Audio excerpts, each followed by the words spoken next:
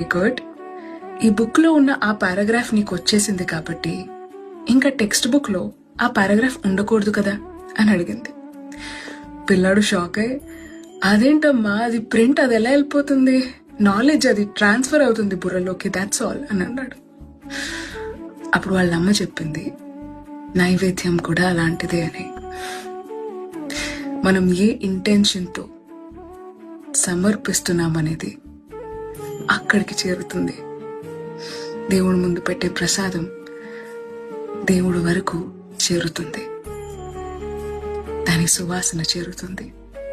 ఎలాంటి మనసుతో సమర్పిస్తున్నామో అది కూడా చేరుతుంది.